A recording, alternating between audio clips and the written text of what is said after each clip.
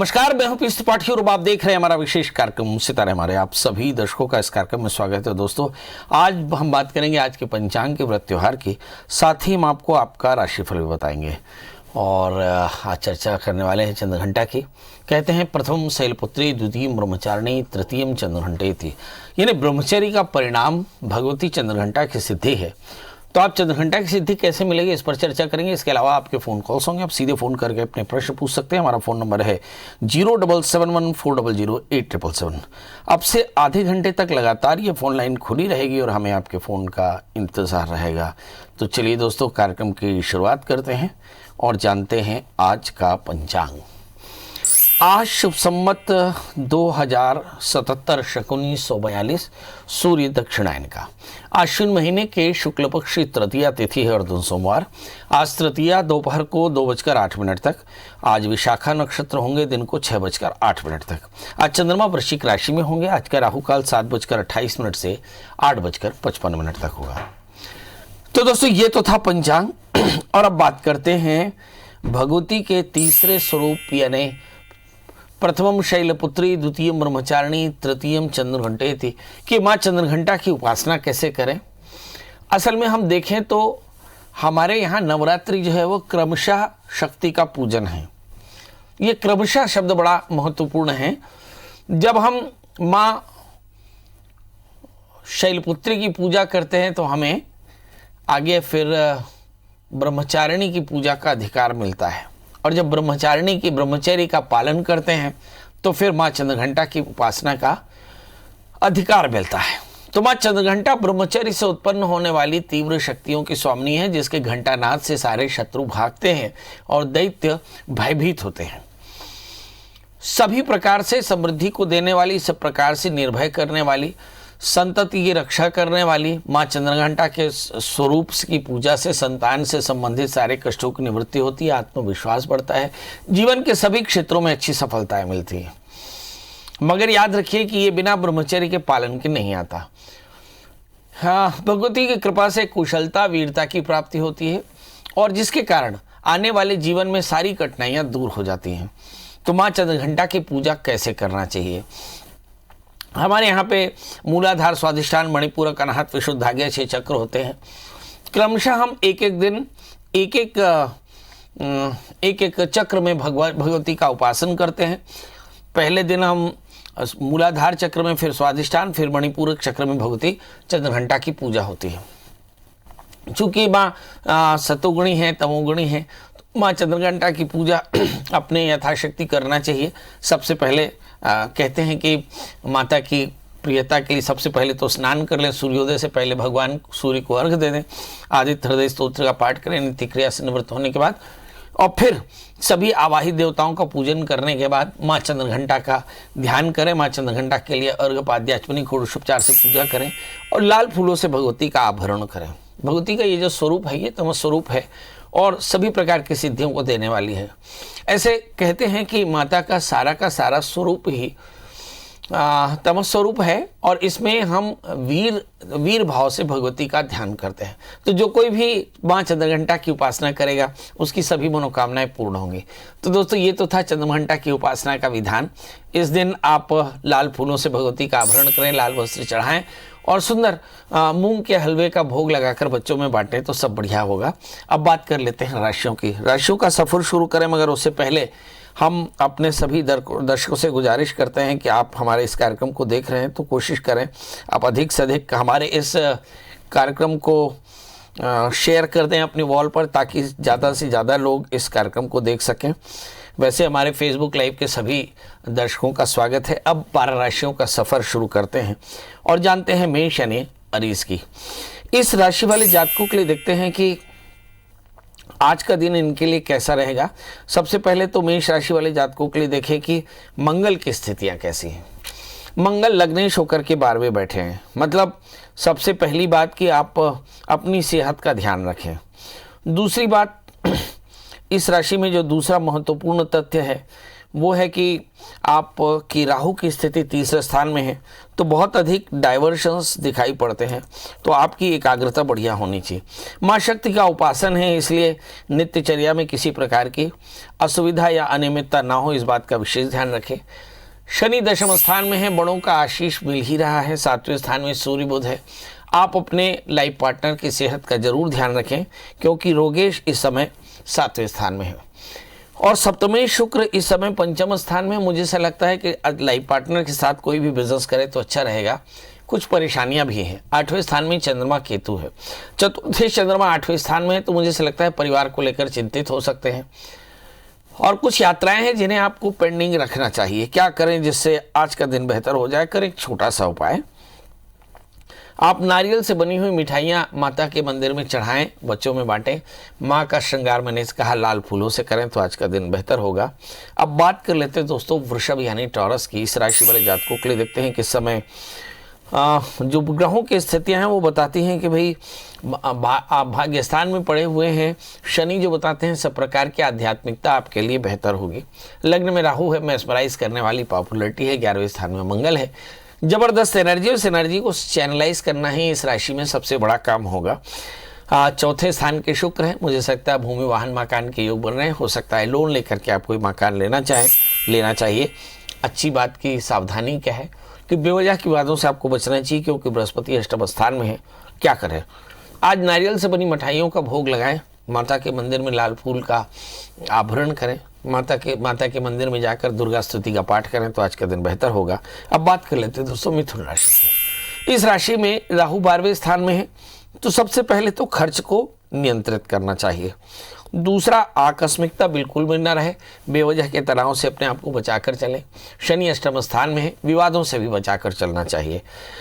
Otherwise देखें 5वें स्थान में सूर्य बुध है, तो संतान को लेकर कुछ अच्छी खबर मिलेगी। 6ठे स्थान में चंद्रमा केतु है। मुझे ऐसा लगता है कि मन थोड़ा सा शांत हो सकता है। क्या करना चाहिए? मननाथ त्रैतेति मंत्र, नवाण मंत्र का जप करें। साथ में कन्याओं का जीवन कराएं। भगवती महामाया के दर्शन करें। पीले पुष्पों से भगवती का आभरण करें तो आज का दिन बेहतर होगा।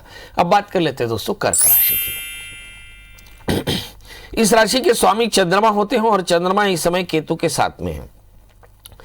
मतलब वृश्चिक राशि में पड़े हुए हैं तो मन में थोड़ा सा विचलन होता है। बहुत सारे विकल्प होते हैं और विकल्पों के कारण थोड़ी सी परेशानी होती है। चौथे स्थान में सूर्य बुध है, खूब जबरदस्त प्रतिष्ठा है। 7वें स्थान में शनि, अच्छे दोस्त है। भाग्य स्थान में मंगल है। मुझे ऐसा लगता है कि भूमि वाहन मकान के योग बेहतर होंगे। संतान को लेकर कुछ बड़े निर्णय कर सकते हैं। राहु की स्थिति अच्छी है, लाभ की स्थिति है। मतलब अब आर्थिक स्थिति ठीक हो रही है। अब ऐसा कहा जा सकता है कि हिंदुस्तान में अर्थव्यवस्था धीरे धीरे पटरी पर आ जाएगी, क्योंकि अब लोगों ने अपना काम करना शुरू कर दिया। अच्छी बात यह है कि इस कोरोना के बाद जो मार्केट की स्थिति बहुत अच्छी रहेगी। तो कर्क राशि वाले जातक बहुत जल्दी ही सर्वाइव कर लेंगे। पर आज आय की स्थिति अच्छी है। क्या करना चाहिए? तो सुंदर, मुझे से लगता है चावल से बने भोग माता को चढ़ावें और फिर माता का सफ़ेद फूलों से, सफ़ेद वस्त्रों से आभरण करें और माता के मंदिर में बैठ करके दुर्गा कवच का पाठ करें तो आज का दिन बेहतर होगा। बात कर लेते हैं दोस्तों सिंह राशि की। इस राशि में लग्नेश सूर्य बैठे हैं 30वें स्थान में बुध के साथ में। हालांकि ऐसा लगता है कि नीच के सूर्य बैठे हैं, मगर काटवे ने नीच के ग्रहों की बड़ी प्रशंसा की है, खासकर कलिकाल में।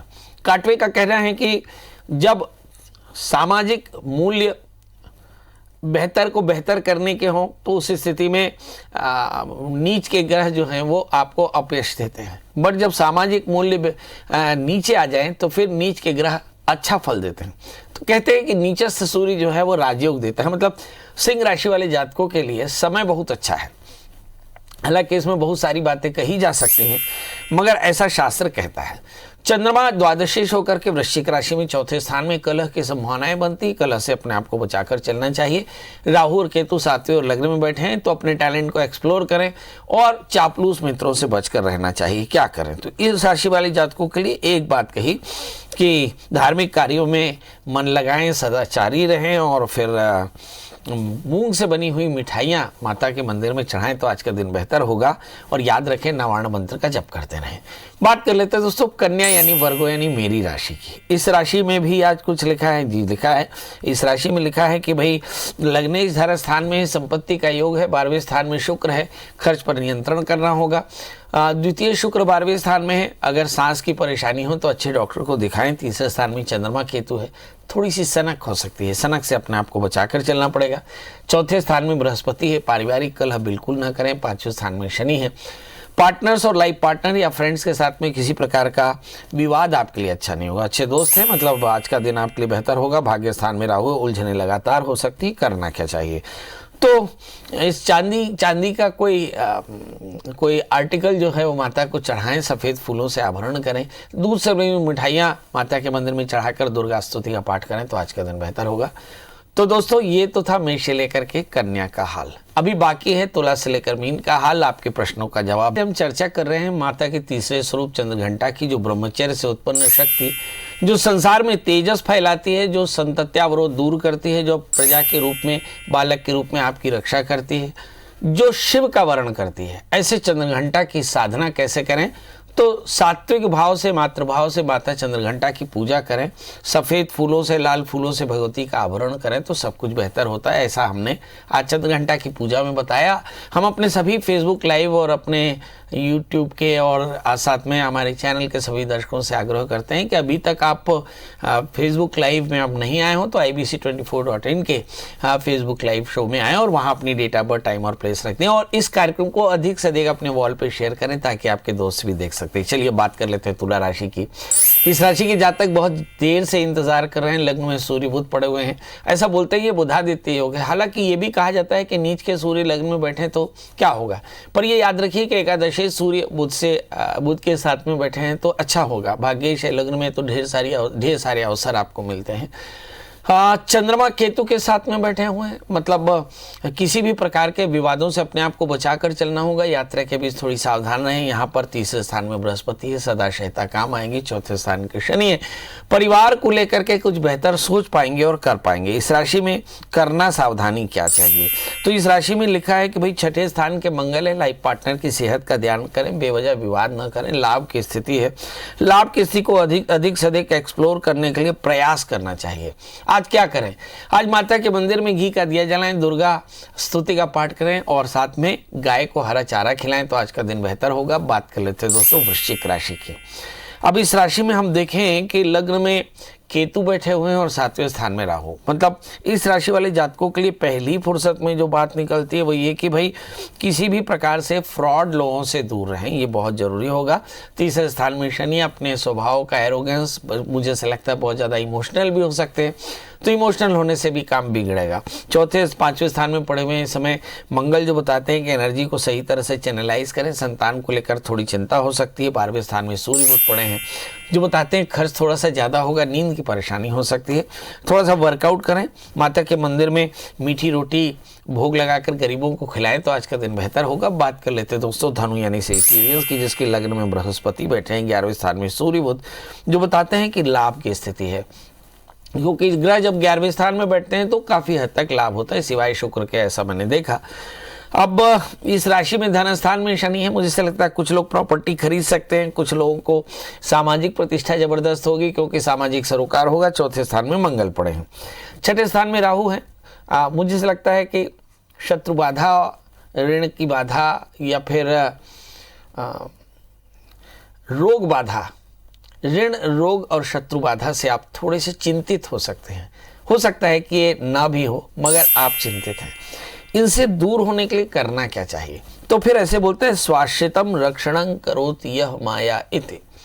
तो फिर माया के, महामाया के शरण में जाइए, वहाँ बैठ करके सुंदर पंचमुखी दीप प्रज्वलित करिए, वहीं पर बैठ करके दुर्गा सप्तशती का पाठ कर ले, ना कर सके तो कम से कम एक माला नवारण मंत्र का जाप करें और सुंदर सफ़ेद फूल और दूध से भरी मिठाइयाँ माता को अर्पित करें तो सब कुछ बेहतर हो जाएगा।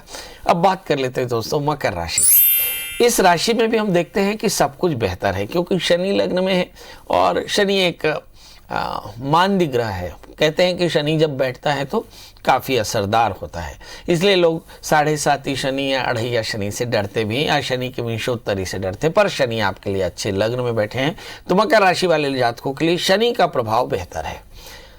हालांकि कुछ लोग डरते हैं पर शनि से डरने की आवश्यकता नहीं। बृहस्पति 12वें स्थान में, खर्च पर थोड़ा सा कंट्रोल करना होगा। हम अपने दर्शकों को बता दें कि आपकी ज़िंदगी में कुछ भी नया नहीं होने वाला है, जो आपने कर्म किया आपके कर्म का ही फल मिलेगा और यही शनि का प्रभाव है। तो इस समय सूर्य बुध लाभ की स्थिति में, चंद्रमा और केतु भी लाभ की स्थिति में। देखिए ये भी आपको फायदा देने वाले हैं, कुछ अच्छे दोस्त मिलेंगे जो आपको बहुत हेल्प करेंगे। केतु है मतलब आपका टैलेंट एक्सप्लोर होगा, मगर 5वें स्थान में राहु, संतान को लेकर के थोड़ी चिंता है, इसको मैं एक्सेप्ट करता हूं। तो ऐसी स्थिति में आपको अपने परिवार पर थोड़ा सा नजर डालना चाहिए, क्योंकि जब तक आप अपने परिवार को थोड़ा सा समय नहीं देंगे, आपको परेशानी ना समझ में आएगी ना परेशानी हल होगी। तो क्या करना चाहिए? तो सबसे पहला काम तो ये कि माता के मंदिर में जाकर मत्था टेके, भगवती से कहें कि परिवार की रक्षा करें। वहीं पर बैठ करके माता को सुंदर वायलेट कलर के फूल जो है विष्णुकांता इत्यादि ये सब चढ़ाएं, और वायलेट कलर के वस्त्र चढ़ा करके सुंदर आप लाल फलों का आप भोग लगाकर बच्चों में बांटे तो आज का दिन बेहतर होगा। बात कर लेते हैं दोस्तों कुंभ राशि की। इसके स्वामी शनि 12वें स्थान में है जी। इस राशि में शनि का प्रभाव खराब है, क्योंकि शनि द्वादशी यानी हानि स्थान के स्वामी हानि स्थान में बैठे हैं। और ये ऐसा होता है कि जब कभी भी कुंभ राशि वाले जातकों को 7.5 का पहला रहिया चढ़ता है, और थोड़ा सा हेल्थ को लेकर के या थोड़ा सा खर्च को लेकर परेशानी हो सकती है, तो वो थोड़ी सी परेशानी है, क्योंकि गोचर के ग्रहों का पूरा प्रभाव नहीं पड़ता, कुछ हिस्सा पड़ता है, कुछ विंशोत्तरी का पड़ता है। अब 11वें स्थान में बृहस्पति पड़े हैं, आय की स्थिति बेहतर है, मतलब खर्च का ज़्यादा बोझ आप पर आएगा ऐसा नहीं दिखाई पड़ता। मगर यस, इस समय अपने चित्त की एकाग्रता बढ़िया होनी चाहिए। मंगल धन स्थान में बैठकर शनि से आक्रांत होकर बैठे हैं, तो बहुत ज़्यादा आतुर या एक्साइटेड नहीं रहना चाहिए।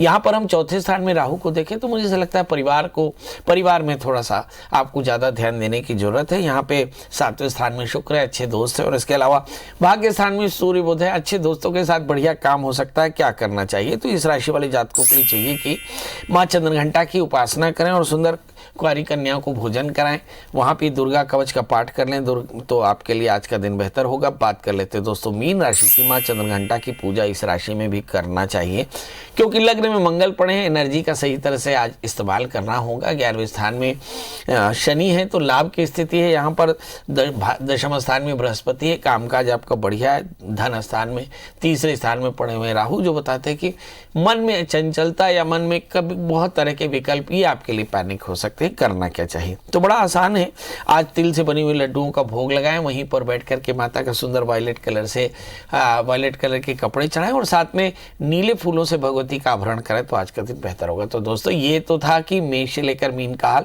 अब हमारे साथ पहले कॉलर जुड़ चुके हैं, परमजीत जी आपका बहुत बहुत स्वागत है। बताइए क्या जानना चाहते हैं?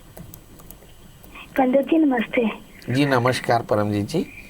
पर मैं सर अपने बच्चे रोहित के बारे में पूछना चाहती हूँ। 2000 जन्म है उसका। डेट ऑफ बर्थ बता दें, जोर से बोलिएगा। हाँ, 2000 और 22 मई रात को, सोमवार को रात को 9:30 बजे का जन्म है। और जन्म स्थान पंजाब मुल्लापुर। अच्छा, क्या जानना चाहती हैं? ये कोई 12 पास करके घर में बैठा, कोई काम हम नहीं है, कुछ नहीं है, भविष्य में भी बहुत तनाव है इसके, बहुत टेंशन है और कुछ कर नहीं पा रहा, कहीं नहीं कोई कुछ। कितने साल हो गया? 2 साल हो गए इसको घर में बैठे हुए। तो ये अभी है कितने साल का? ये है इसका 2000 का जन्म है, 21 साल का है ये। चलिए देखते हैं। मुझे ऐसा लगा कि काफ़ी दिनों से बैठा हुआ है और इसको कोई काम नहीं है, क्या करना चाहिए? बहुत बढ़िया प्रश्न। इस बच्चे का जन्म लग्न धनु है, राशि भी धनु है। मुझे लगता है कि नवंबर एंड से पहले इनकी मति जागेगी। इनका तृतीय शनि है, नीचस्थ होकर के 5वें स्थान में है। संगत का दोष हो सकता है, मन का दोष हो सकता है। राहु 8वें स्थान में है। किसी भी प्रकार के हानि से ये परेशान हो सकते हैं। करना क्या चाहिए? जब कभी भी राहु अष्टम स्थान में हो तो जीवन में बड़े फ्लक्चुएशंस आते हैं, और उन फ्लक्चुएशन से मुक्ति के लिए नित्य दत्तात्रेय कवच का पाठ करना चाहिए। मंगल की महादशा में शनि का अंतर मार्च 2020 तक 21 तक है, और उसके बाद बुध की अंतर्दशा चलेगी। आपका बेटा राजा बेटा बन जाएगा। आपको करना क्या चाहिए? अगर आपसे हो सके तो इस बच्चे को काले तिल का दान कराइए। हर शनिवार को 1 किलो, आधा किलो, जो आपका सामर्थ्य हो, गुड़ के साथ तिल का दान कराइए, और ऐसा कम से कम 11 शनिवार को कराइए। तो इस बच्चे का मन भी अच्छा होगा, और बच्चे से कही कि कैसे भी करके वो दौड़ना चला जाए, हनुमान चालीसा का पाठ करे, सब कुछ बेहतर होगा। मतलब कुल मिलाकर के इस बच्चे का भविष्य अच्छा है, चिंता करने की बात नहीं, केवल 2-3 महीने की बात है, धैर्य रखने की जरूरत है। अब घड़ी कहती है कि आपसे विदा लेना चाहिए। मगर एक वादा कि हम कल फिर हाजिर होंगे माता के नए स्वरूप की चर्चा करने के लिए। तब तक मुझे दीजिए इजाजत। नमस्कार।